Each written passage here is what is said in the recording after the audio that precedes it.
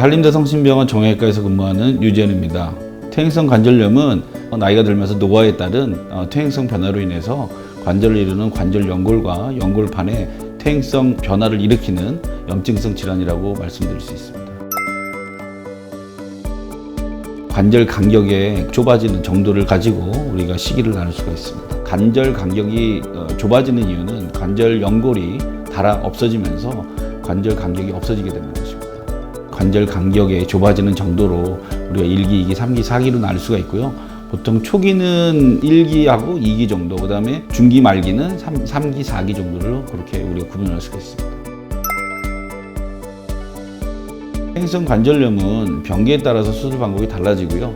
또 나이와 병기를 딱 고려하고 환자의 그 기저질환, 그다음 환자 상태를 고려해서 수술 방법을 결정을 해야 됩니다. 병기가 낮을수록 초기일 때는 약물 치료, 물리 치료, 운동 치료 같은 걸 할 수가 있고요. 2기나 3기 때는 관절을 보존할 수 있는 보존 술식을 쓰게 됩니다. 일단 내시경으로 무릎 안을 이렇게 정리하는 정도, 관절 연골을 정리하고 관절 연골판을 정리하는 수준의 관절경 시술을 할 수도 있고요. 좀 더 진행된 3기에서는 우리가 근위경골 절골술이라는 관절 보존 술식을 사용해서 수술을 하기도 합니다.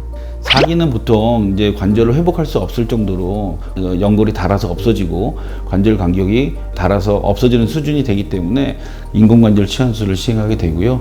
인공관절 치환술을 시행하게 되면 기존에 있는 관절 연골이나 뼈를 다 제거를 하고 인공관절 대치물로 우리가 인공관절을 만들게 됩니다.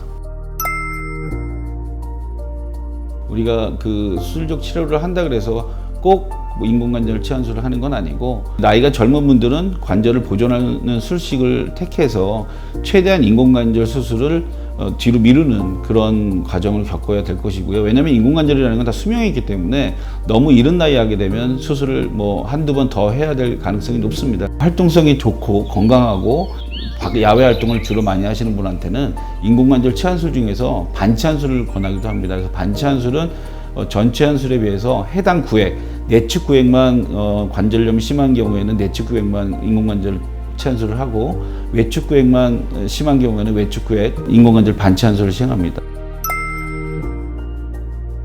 건강한 무릎 관절을 지속하려면 꾸준한 운동을 하셔야 되고요. 그러니까 근력 운동을 주로 많이 하셔야 됩니다. 무릎 주변에 근력 강화 운동을 많이 해주시는 게 되게 중요하고요.